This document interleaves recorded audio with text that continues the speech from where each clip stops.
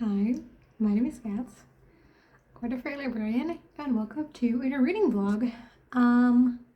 This will be my first TBR Harvest vlog, and I'm really excited. I literally just finished out the previous one, but I wanted to come here because I want to pick my next book together with you. If you don't know what TBR Harvest is, it is a readathon hosted by Leandra from the channel Leandra TBR Zero. I'll link her channel down below. And yeah, she's wonderful, so go check her out. She has 3 activity sheets for her readathon. And I would like to do some version of all 3 of them, but for now, you just know that I'm gonna pick my reads, like what is the next book I'm gonna read, with the pumpkin patch board. So I'll switch views to the board in a second. So here we have the game board. There's no real beginning to it, but for some reason I felt like the pumpkin here would be beginning. I have a little fairy to represent me. So it's now on read a book on your, or new book on your reader. My initial plan was to not really do the pumpkin I start on, but then I ended the previous vlog with The Killer Question by Jenna Hallett, and it actually kind of fits. So I'm just gonna say that that is the first book for TBR Harvest, because while I started in September, I read the majority of it in October. So I feel like not counting it for TBR Harvest, you know, I didn't want to count it. So I'll just roll as I go through the pumpkin patch. So there's prompts on each pumpkin, and then there's colors that mean something. So we have the green ones are pull pick, the yellow ones are my TBR. I'm gonna say that is my monthly TBR, so my TBR game. Then new to you, so that's usually like a new to me author. And then there is seasonal. For seasonal, I'm going to replace that with series, because I really need to continue some series more than I need to read seasonal books, like, or want to read seasonal books right now. So I think I'm going to do that. So I'll try to, there's the cats and the ghosts. I'm not really too bothered with those. I'm not necessarily gonna try and collect all those. Also, I'm trying to not make you too dizzy with my camera, but I'm holding it in my hand, so that's why it's a little shaky. I'm very sorry with that. And then you have like the pumpkins with faces. That means harvest elsewhere, so you need to get a prompt somewhere else, and for that I will use the booktuber bingo, which I'll also do in the background. Once I finish the book, I'll tell you what I can use it for. Also, I'm going to use the pumpkin patch for the TBR Game Square for her kid. So any book that I'll read during the month, one of the prompts used will be TBR game, and then I have 1 more square to fill per book. But so yeah, let's roll for the first prompt. A 1. So for a 1, I have 2 options. I can move to cozy activity, or I could move to new to you with a face. For like the activity prompts, I'm not gonna be too bothered about the color of the pumpkins, but yeah, for the books I'm gonna try my best to fit them in. If I don't have anything that fits both, then I'll just ignore the color and just do the prompt. But so yeah, I'm not sure. I think I might go to cozy activity, I'm gonna be cooking with some friends tonight, which I think is quite cozy, like, you know, cooking with a few other people. So I think that that is going to count for cozy activity. And then I'll roll again for, because like I want an actual book. Nope. A 1 again. Okay. So then I need a 1. I think I'm just going to move right along and go to BIPOC author, which doesn't contrast very well with my furry, but that's okay. And orange, which initially is seasonal, but I changed it to series. So I need to find the book in a series by a BIPOC author. Okay. So here is my TBR for the month, at least the books that I have physically at the moment. I'm still waiting on the library for a few, and then I have also one that I have on ebook. So they're not here, but this is my monthly TBR plus the comfort book because I need to put it somewhere. But now that I'm looking, none of these are by BIPOC author. So I do want to start it now, so I don't know if I have something else. I know my TBR is big, but I'm blanking what exactly is on there, so I'm gonna have to see what else I have. Give me 1 second. Okay, I looked around to see what I have, and I have 3 options actually I had 3 series that I only needed to read 1 more book to finish them that were by BIPOC authors. So I was like, so I'll show you all 3, and I was like, how about I pick one of those? So the first one is an ebook, and that is Dawn of Fate and Fire by Maria Linares. The sequel to Son of Blood and Ruin. It's a duology. The second book came out in August, and the author is Latina. It is a Mexican inspired story, so it's basically you know, a couple decades after the Spanish took over what is now Mexico mostly, and sort of the conflict between the Spanish colonizers and then the indigenous peoples, and how that goes on, and then like a fantasy version of that. And I really liked the first book, so I really want to continue on with that sooner rather than later. Then I have Act Your Age, Eve Brown, which is a contemporary romance, the 3rd book in the Brown Sisters trilogy. The author is Black, so we're following the youngest sister, Eve, who I really liked when she appeared in previous books. I'm quite excited for this. And she's autistic, which love that representation as well. So yeah, I really like the other books in the series, so I think this will be great. Also because I've heard that this is most people's favorite in the series. So this is an option. And then my 3rd option is The Dragon's Promise by Elizabeth Lim, the sequel to 6 Crimson Cranes. The author is Asian, and it is an East Asian inspired fantasy. The first book was a Wild Swans retelling. I don't think this is going to be, I'm not sure if it's even like a fairy tale retelling as such, but I'm really excited to see. I have started at some point, like I've literally read 1 chapter. I'm on page 10, and then I put it down. I don't know why, because I really liked that first chapter and I was really happy to be back in this world, but I think I just had other things that had more priority at the time. So I think I prioritized those. So yeah, this is an option too.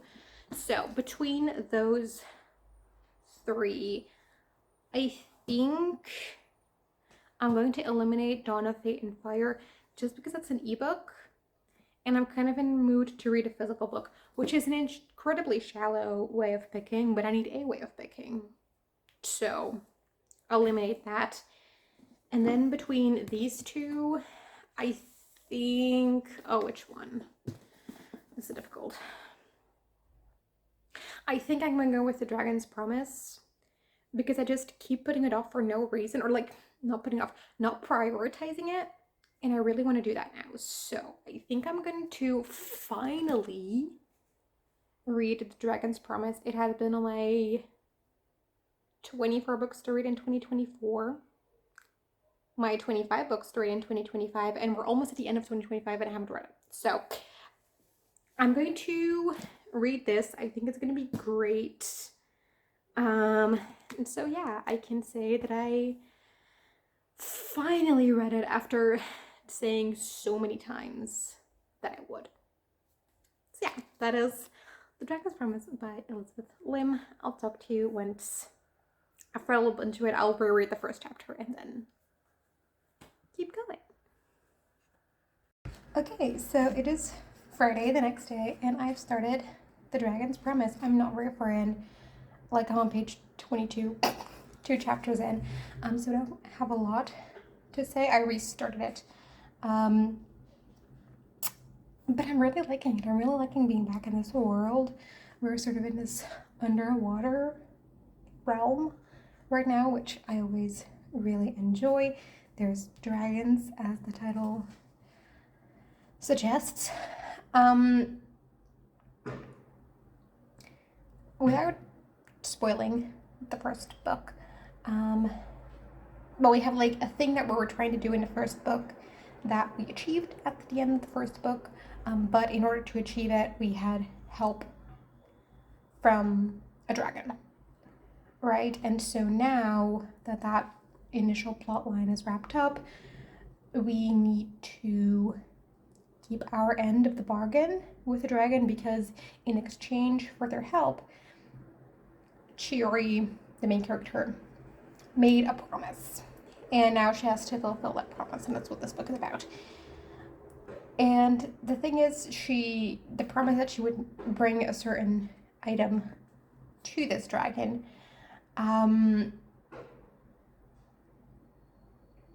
she's like planning to technically fulfill it, but not like follow the spirit. You know how like if you make a deal with a fairy, like you have to be very careful with how you word things or something like that idea, but she's gonna do that with a dragon. So she's gonna bring it to him, but then take it back again with her when she leaves. So she technically fulfilled the promise, but we all know that's not what the dragon meant.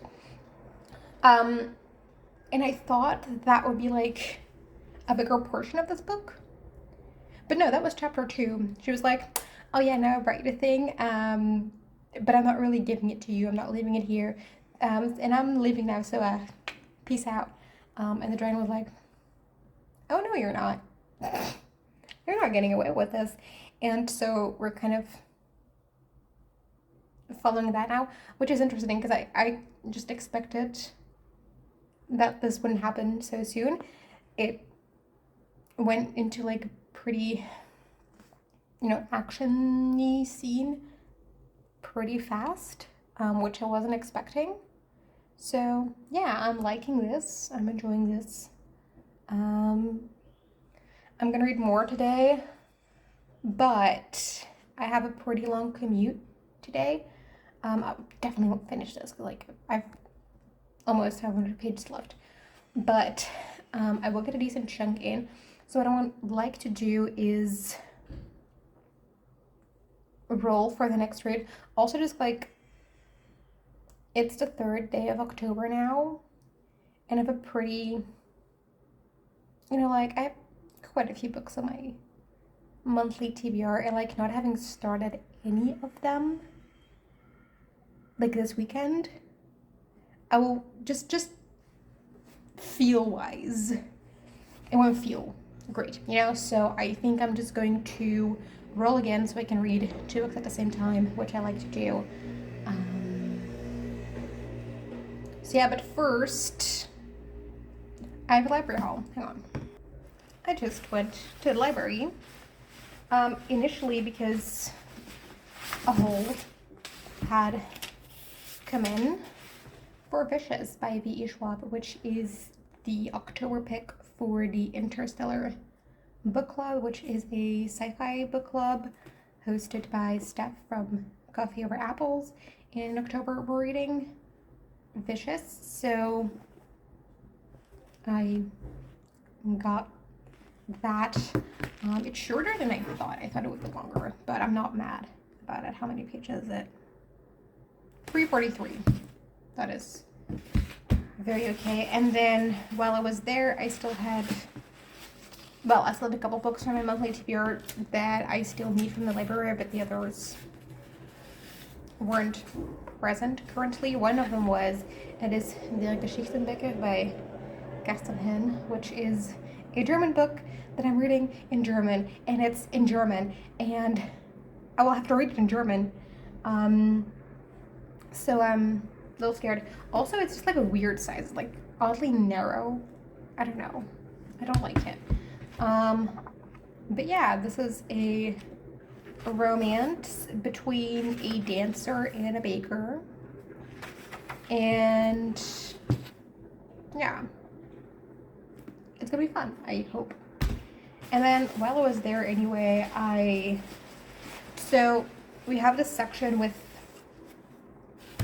non-Dutch books, right? And so first it's the English books that are all alphabetically on author's last name, and then right next to it were the German books, but like for the German ones aren't that many. Like the English ones is like the vast majority of the non-Dutch section, but on like the same aisle that this was is German, we also had Rewitched by Lucy Jane Wood, because it's a W, which is pretty far down the alphabet.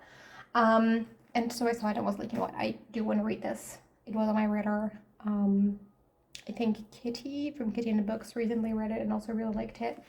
So I thought, let's take it. Let's see if I can get it. Yeah. So, yeah. Those were 3 books I got. But so now, let's roll for my next read. A 1 again? There is something off with this die. Wait, I need to roll again just to see if it's... Okay, no, so it is able to roll something else. Okay. Well, let's go to see what... I'm just gonna keep the 1. So let's see what we get there. So I am here. So 1, it could bring me back to cozy activity or to hobby break. Or it kind of touches this one as well, so I could also go to Harvest Elsewhere Pole Pick. So I think that's what I'm gonna do, because I do want to book. So yeah. Or wait. I could go to Hobby Break, because I still need to practice my violin today. So I think that's what I'm gonna do. And then use the 4 I rolled after to go 1, 2, 3, 4. 1, 2, 3, 4. Where can I get with 4? I think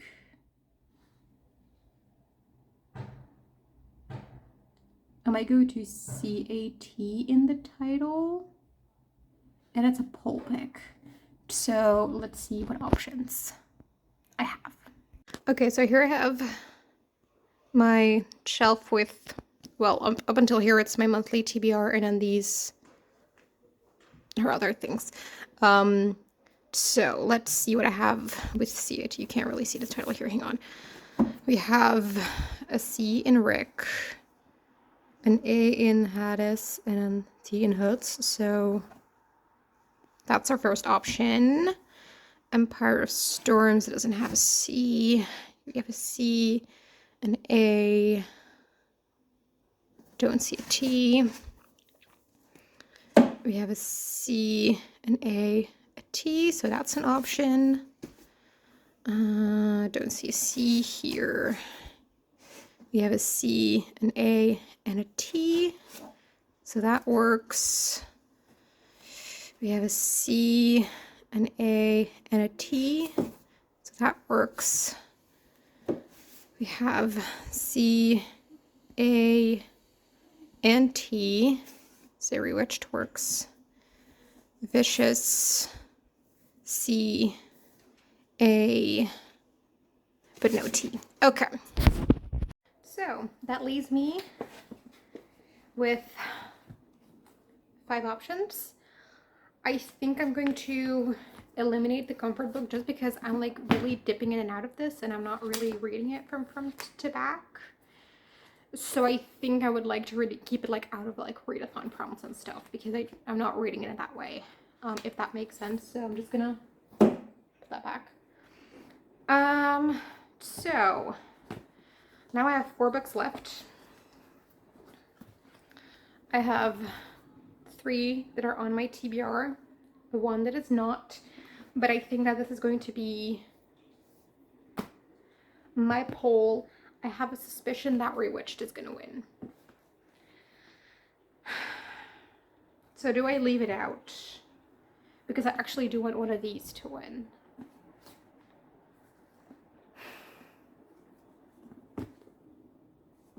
Well, I think I'm going to do that. I think because the other book I'm reading, like Dragon's Promise, isn't on my TBR for the month. I think I should pick one that is. So I'm going to do one of these 3. Okay, I will put the poll up. This is actually also a good thing why I started this early enough, because then the poll has time to work. So I think I'm going to put up a poll for 24 hours and then on Discord, and then we'll see what wins.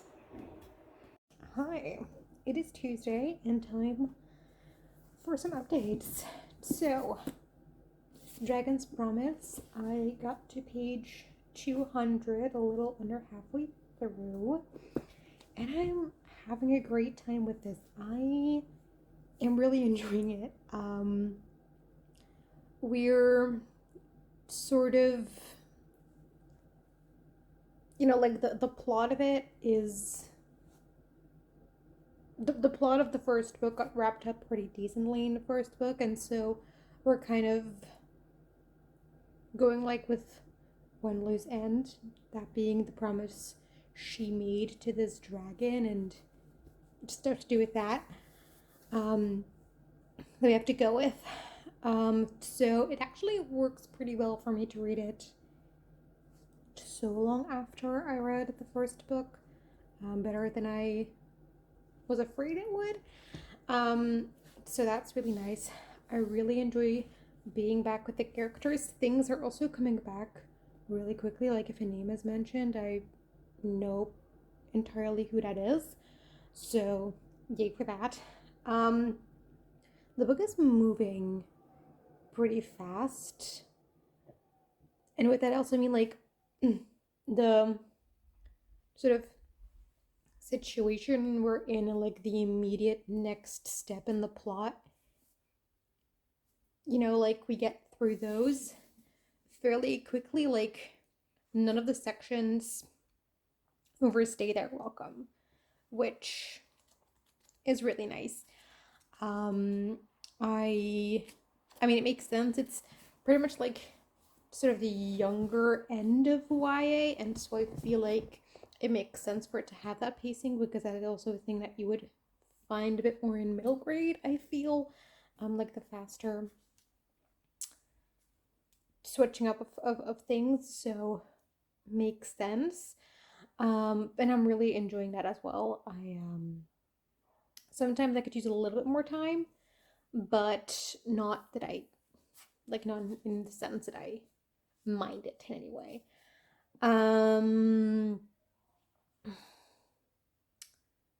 Yeah, and I'm just having a great time being back in this world. I really like the whimsy of the writing in this and of the world, and I think that that is done really well. People have seen a lot of negative reviews of this book, and so far I don't get it. Like, was the first book, like if I would have to choose a favorite, I think I would pick the first book. But like, I'm still having a great time with this. I'm not super disappointed in it. I've heard people say even that because of this they liked the first book less, and so far at least I don't get it. It could still go downhill, but so far I don't get the negative reviews, and I feel like I have that more often with sequels. I found over the past year, like Cytonic, I don't get the hate for it. I think it's pretty, like, I don't think it's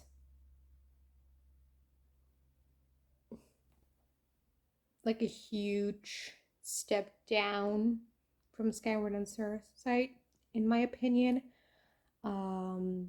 The Bone Shard War, I don't get the overwhelming disappointment with that book. So, there's a couple of series that I wasn't sure if I wanted to read them because I was really interested in them and I had heard great things on the first book, but then sequels started coming out and people started to be disappointed with the sequels, and so I became unsure on if I wanted to read them. And this book is sort of like the third time this has happened to me that, well, I haven't finished the book yet, so still good things could still change. Like, don't want to like be certain now. I want to leave room for that option, but I think those reviews get into my head a little bit too much sometimes, and I should stop doing it. And there's a few series that I sort of scrapped from the list for that reason. I'm like, no, maybe I should give them a try because maybe I'll have an unpopular opinion about this one as well, right? So, yeah, that is just a thought I had, but I'm having a great time with it. I'm flying through as well. Like, I don't feel like I've spent like much time reading this book, but like I am absolutely flying through. So yeah. And then yesterday before bed, I started The House of Hades. So I literally like read 30 pages of it and then went to bed. But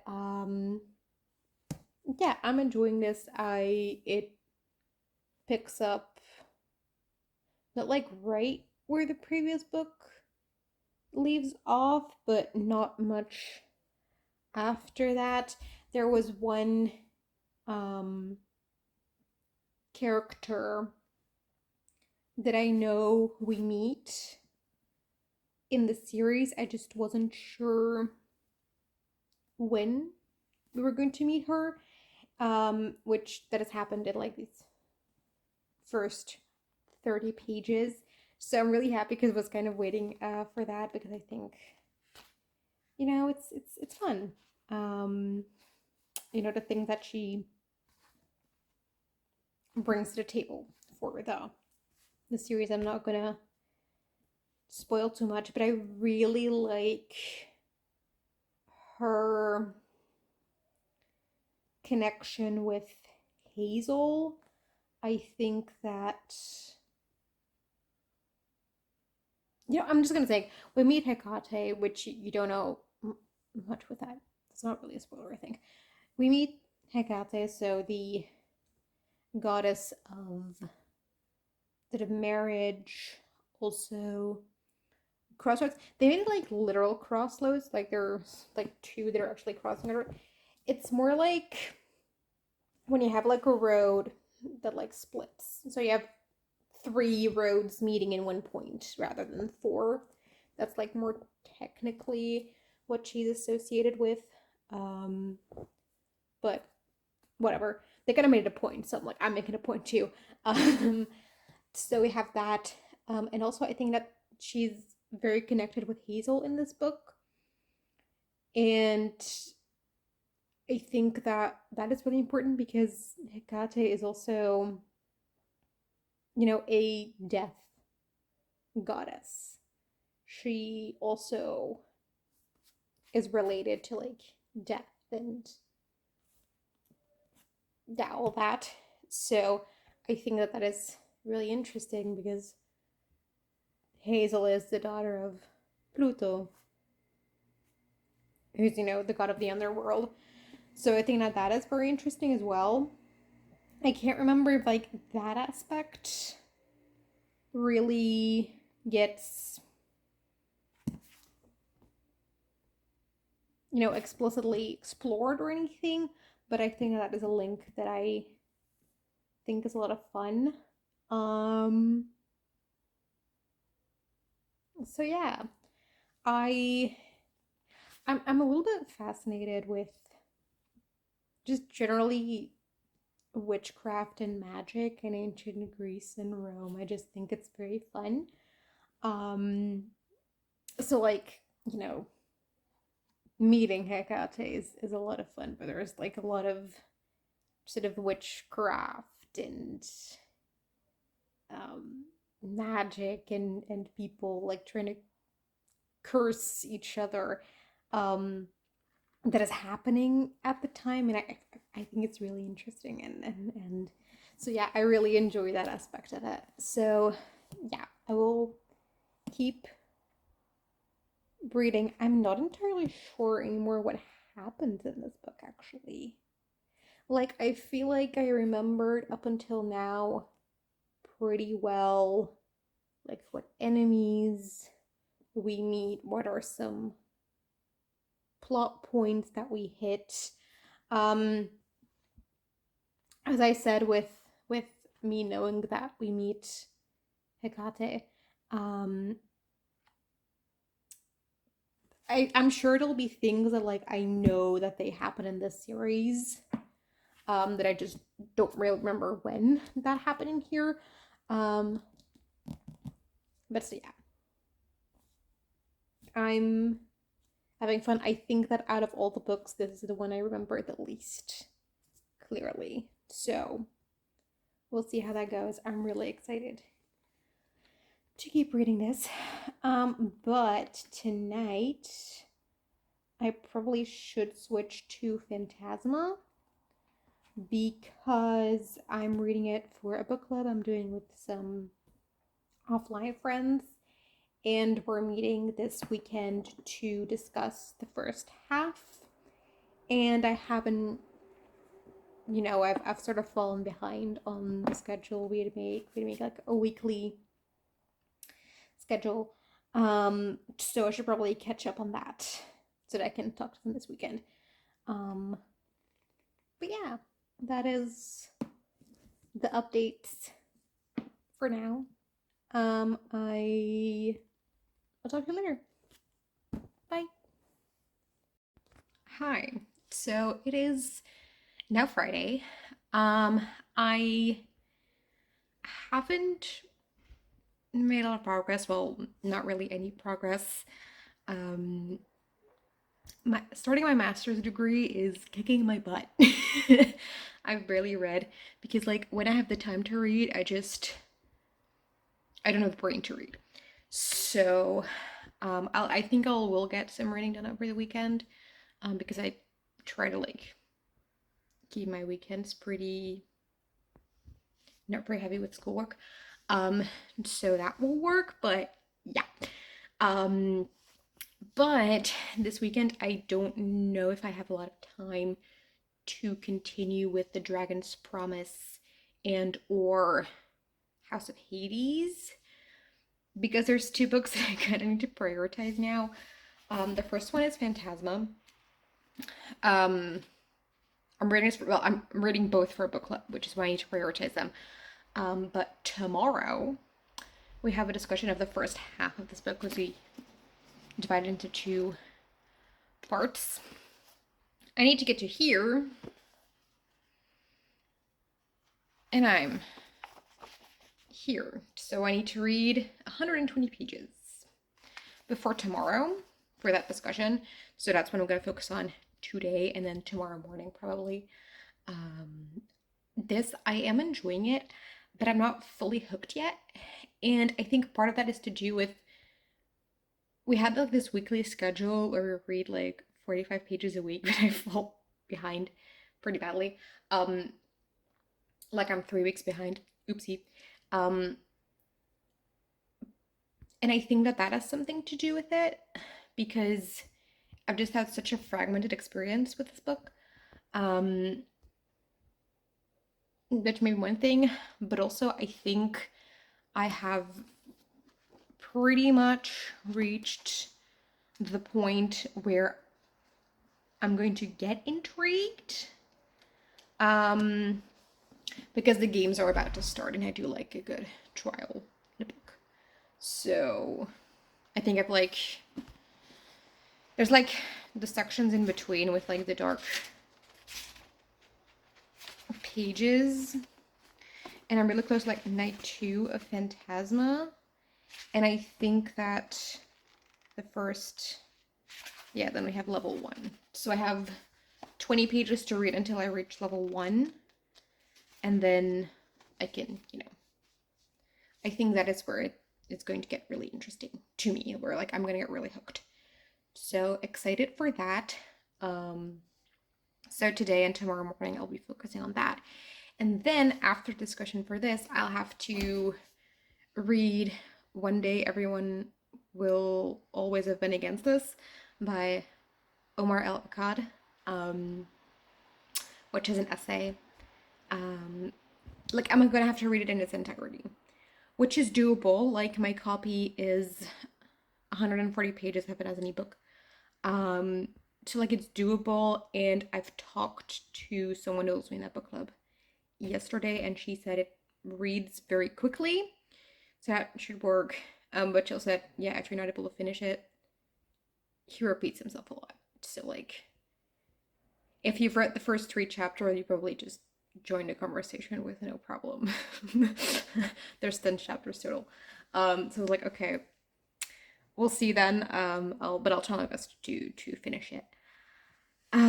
So yeah, that'll be my plans for the weekend, and I don't know that I'll have time to read any more of either of the other 2.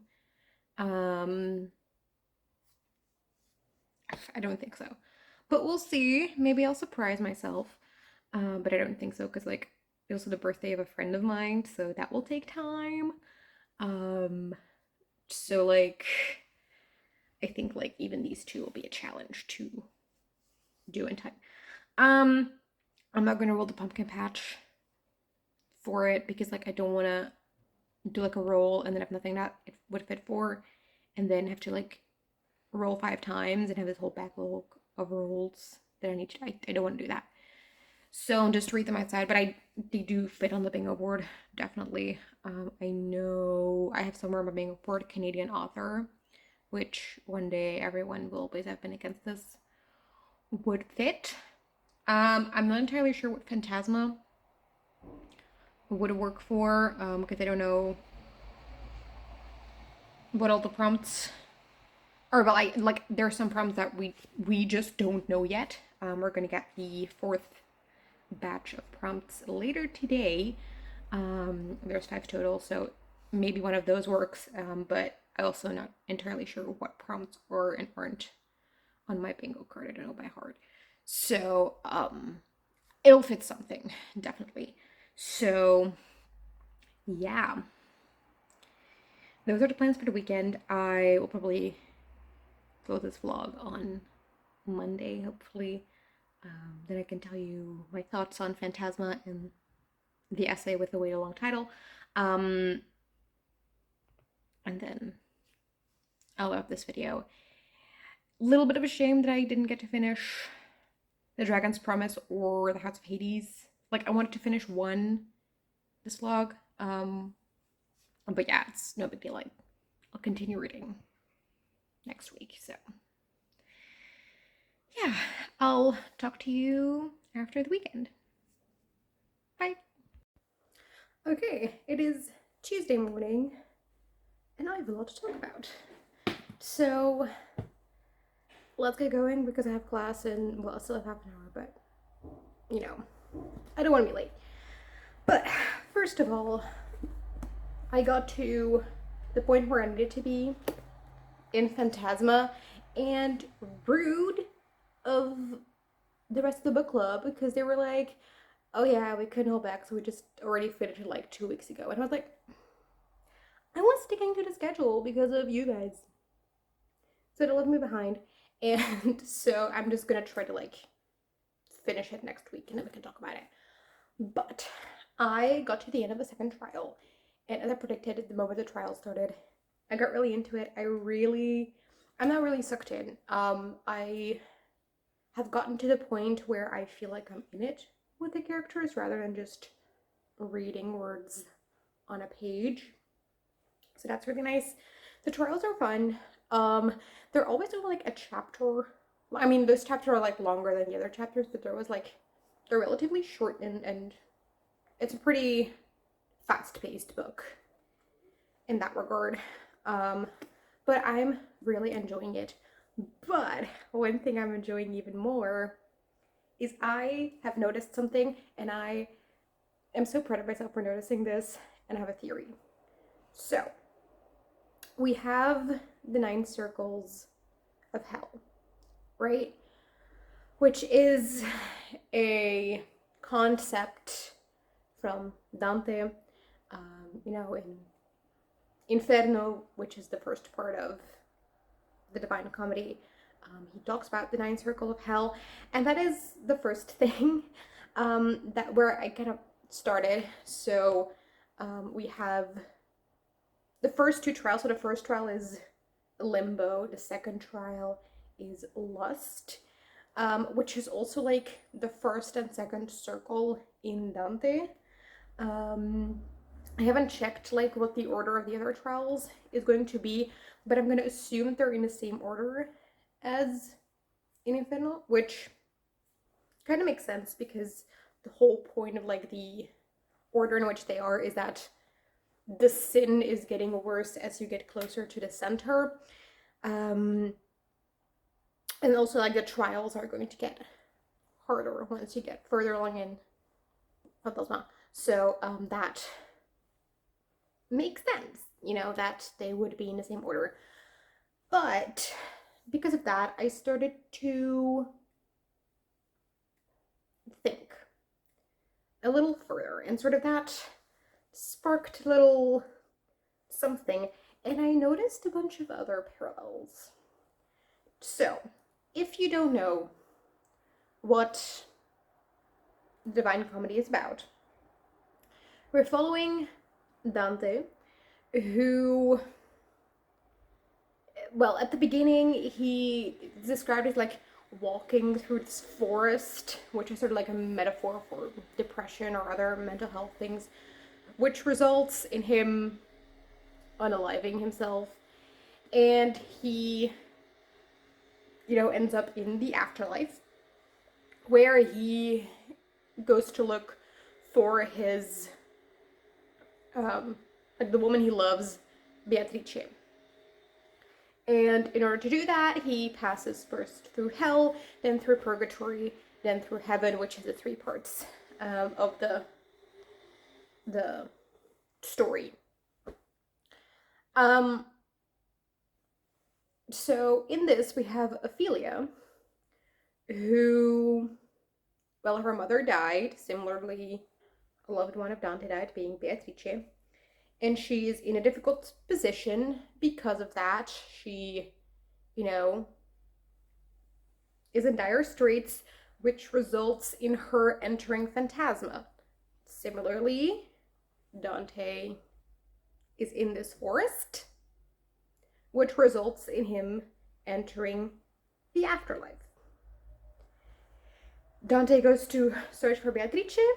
Ophelia goes to search for her sister Ophelia there, and has to pass through, well, she has to get to the 7th trial in order to be able to like properly start looking for Genevieve. So like she has to pass through Phantasma, similarly to how Dante has to pass through the afterlife, and then, well, I think it's more specifically Inferno that this is. We'll get to it. We'll get to it. In the first circle, which is Limbo, which Limbo is where the good heathens are. So they haven't really done anything bad in their life. They haven't like significantly sinned, so they don't need to be punished in like the deeper circles of hell. But they're also not Christians, which means they can't go to heaven either. So they're like in this upper circle, or like the most outside circle where they live. And well, in Phantasma, they sort of make it that there's kind of nothing and that your senses don't really work. What it actually is you just have to exist in the absence of a god. That is essentially what Limbo is. In Limbo, Dante meets the Roman author Virgilius, who sort of becomes his guide through Phantasma. Similarly, Ophelia meets Blackwell, who is going to be her guide in Phantasma. So we have Virgilius, who is in this limbo thing. So he's technically in hell, but he's not quite in like hell yet. Right? That is like the second circle down is where like, you know, like true hell as we think of it. So like I usually think of limbo as like the entrance hall. And then you get to like hell proper. So Blackwell is one, a demon. So a creature related to hell. He is in Phantasma. He like in this manner that Phantasma is, and he can't leave. But he's not part of Phantasma the same way that the other ghosts and demons in this mansion are. Like he's there, but he's not fully part of it. Right? Also, the first time we meet Blackwell, Ophelia is on the grounds of Devil Manor, where Phantasma takes place, but she's not quite in Phantasma yet. So, you know, Limbo being sort of the entrance to hell, the situation where she meets Blackwell being sort of like, you know, not quite in Phantasma yet, but like on her way to it. Well, she's not really on her way to Phantasma, it's a bit before that, but like in the location where Phantasma is going to happen. So we have that. We have Genevieve, who is looking for a guy called Gabriel. You know, like the angel Gabriel in heaven, right? Right? So, I think that Phantasma is actually a Dante retelling. And it makes me so happy. And even if it's not, I'm just gonna believe that it is because there's too much stuff to be coincidental. And it just makes me happy. And I feel so happy that I noticed this. I'm proud of myself for noticing this. And yay. So, what I want, well, first of all, I want the rest of the trials to continue in the same order that they are in the book. So we've had Limbo and Lust. So then we will have Gluttony, Greed, Wrath. Then the City of These. I want there to be something between the 5th and the 6th trial. Some sort of interlude, something. I don't know what it's going to be. But we have in Inferno, we have the City of These, which is sort of this city, this circle that is city, that separates the limbo plus the first four, which are like the lighter sins. That is basically you not sinning against the idea of temperancia, so moderateness or something like that. So you are given to a certain urge, whether that be sex, food, money, or just your emotions, like your negative emotions. So that's top, and then below there's four more, which are like actually about hurting someone, and those, I think they are, I forget what the sixth is. It heresy, the sixth one? I keep forgetting. Then fraud, then violence, and then treachery.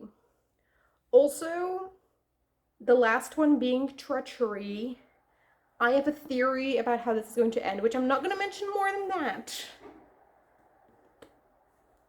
But yeah, I have a theory. So I'm really happy with that. Also, one thing I've noticed, it really reads like, if you liked Carnival but wanted Gothic, Phantasma is a good option. Because there's also a lot of parallels to Carnival. So yeah, I am having a great time with this. Kaylie Smith, I see you. I appreciate you. I love you. So I'm really excited to finish this up next week. Okay, I really need to speedrun this.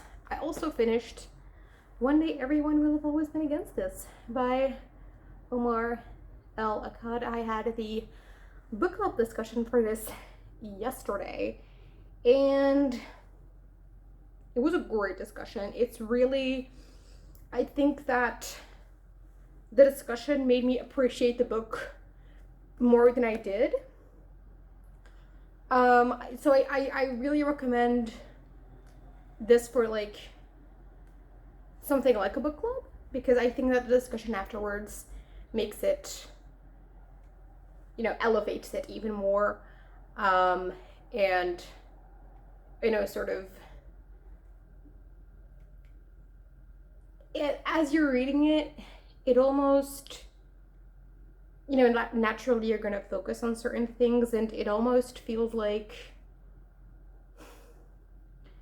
throughout part of it, it felt like there wasn't,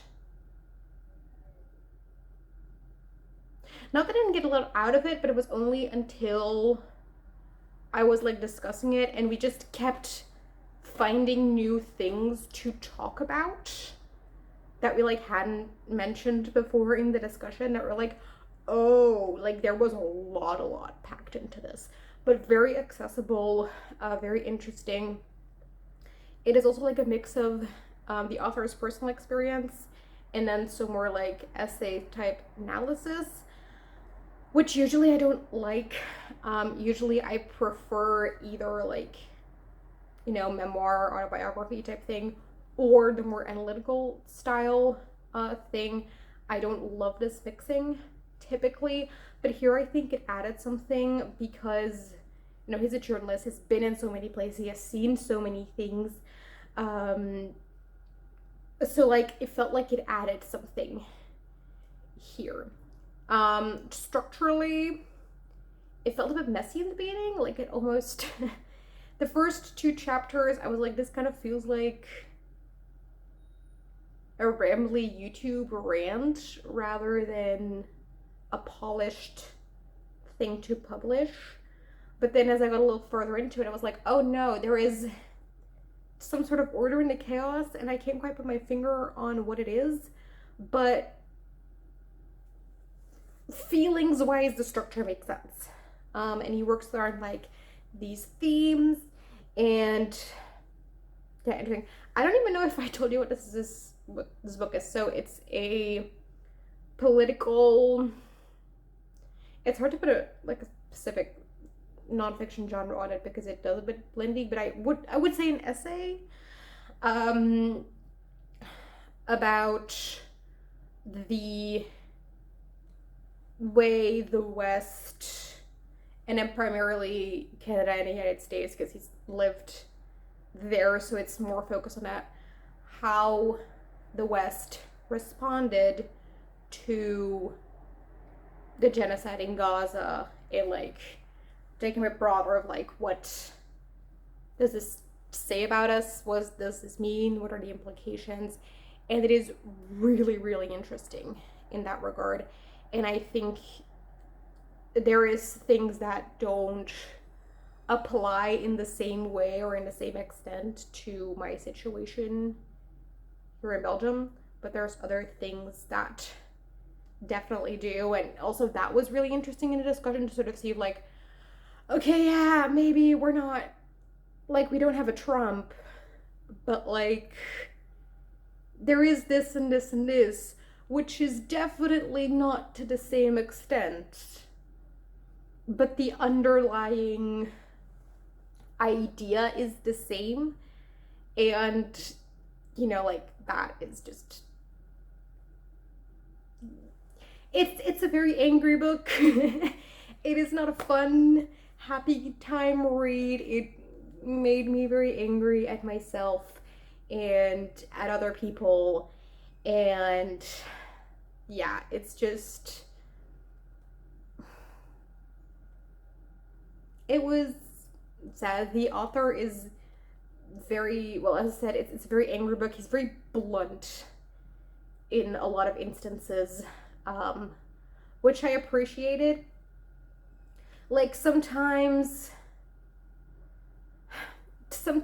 there are passages where you could put a little asterisk with some extra nuance, but I am prone to, in certain situations, also not give people all the nuance and benefit of the doubt, just because there are certain people who will take advantage of any type of leniency you give them. And it is sad that you can't